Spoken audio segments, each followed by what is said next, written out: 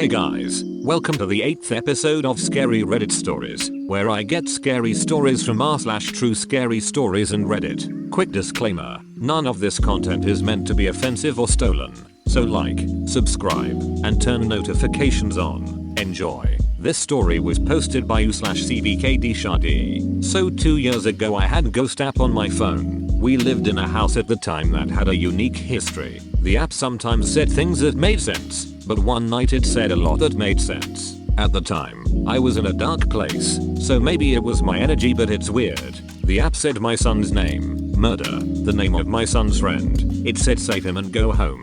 I didn't think much of it. A week later my son was in a fist fight with his friend, who was mentioned by the app. He passed away. My son was visiting me, and if he had gone home, it wouldn't have happened. I've thought about the app for years. My son isn't sentenced yet, but he is unfortunately being charged. Finally last night I downloaded it again. Guess what words came up? Trial, reveal, shame, rage, seed, and it's a waste. I deleted the damn app. Do you think they work? The apps I mean? It doesn't seem random, the way the words pertain to my life. This story was posted by u/logdial13. This is not going to be perfect writing, so deal with it. So when my dad was young, I don't remember his exact age. His parents, my grandparents, had a house in Dundalk, Maryland that was Spanish style. They had kids, my 3 uncles, my dad, and my aunt. They said this house was haunted and all their stories are very believable. My dad remembers having toys in his room. Coming back they were gone. My grandma had an awesome cookie recipe. Gone. They would go down the stairs and feel like they didn't even touch them. They floated. So to why this is called matador painting. My 2 uncles are twins. They had a painting with a matador facing away with them, with the name Michael at the bottom. You can find this painting still on Google, just search matador painting by Michael. Michael also happened to be my one uncle's name.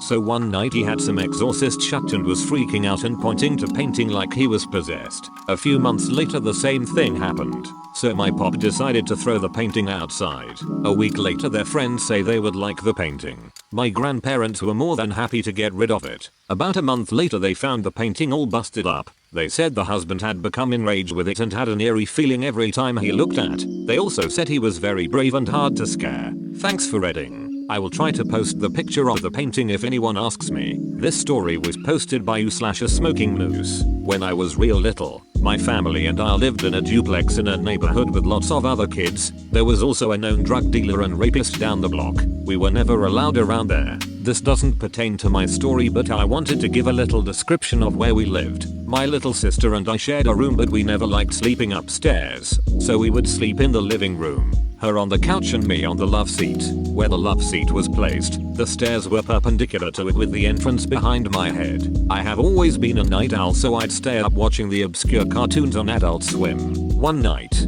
I felt like I was being watched. I shrugged it off for a bit until I couldn't take it anymore. I peeked behind me and I saw my little sister sitting hunched over on the second to last step on the stairs. I watched in curiosity because I didn't remember her getting up at all. All of a sudden the figure slowly looked over at me with what I can only describe as a Grinch-like smile and a crooked neck. I slowly retracted into the love seat and looked over at my sister, who was soundly sleeping on the couch parallel to me. I covered my face with the blanket and stayed as still as I could for the rest of the night. I still don't know if this was due to my active imagination, I am a horror fanatic even since a really young age, or really happened. I'd also like to add that my little sister is the only one in our immediate family that has not been baptized, and that she also had a seizure in that same house. This story was posted by u/exotic_apple69. This happened in my mum's old house a few years before I was born. So on weekdays, my mum would often be alone most of the day because my brothers and sisters were at school and my dad was at work. After she finished doing all of her things, she would always take a nap, and every now and again she would hear someone walking in the hallway or feel someone watching her. But she always ignored it and tried to go to sleep. It never touched her though. It just watched and walked. And you may be thinking it was just a random person in the house. But she never found any of the front or back door lock move or change. And the house didn't have a basement and the entry to the attic was in that room, so she should have heard someone jump down or hear something move. My mum moved out of that house years ago and it hasn't happened to her since. This story was posted by u/Draco_Hermoine1. That name sounds familiar. A couple of years ago my friends and I discovered the Ouija board. We didn't want to purchase one, so we made one out of paper. We started to play it and we didn't think anything of it because nothing was happening to us. Little did we know that we would experience weird things later on in life. About a week later I started to hear noise and whispers, and it continued. Another week passed and I kept hearing these noises, so I texted my friends and told me that I kept hearing these noises and hearing whispers. They told me that they have been hearing things similar to the things that I have been experiencing. We decided to play it again and we started to ask the Ouija board question like, do you have a connection to one of us? Or we would ask a question like, are you a bad or good spirit? It answered and said that it did have a connection to my friend.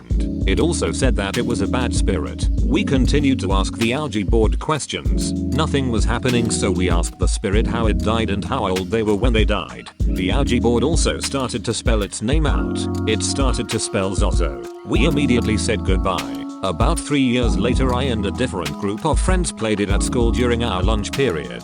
The people that I was playing with at school were named Jordan, Abby, and Claire. Jordan is a Broadway actor, so he messed with us a lot, but we asked the spirit to give us a sign that he was hearing and the spirit made itself known. He possessed my friend Jordan. We thought that Jordan was messing around because he is an actor. So we were like, whatever, he is messing with us. He wasn't messing with us. Jordan's eyes started to roll back into his head and he started to act weird and the room went cold.